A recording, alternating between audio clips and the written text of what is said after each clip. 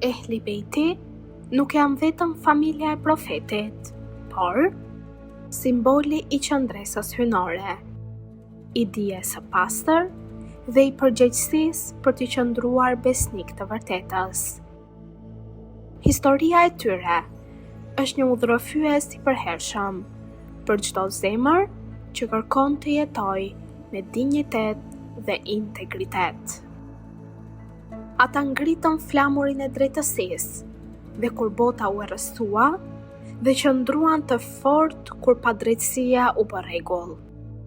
Çdo jetë e tyre është një kapitull frymëzimi që na mëson se njeriu duhet të jetë i sinqert, i mëshirshëm dhe i guximshëm në mbrojtjen e së drejtës. Kujtimi i tyre është një thirrje që secili të ngrej veten drejt virtytit dhe të kultivojë një zemër të pastër për Allahun.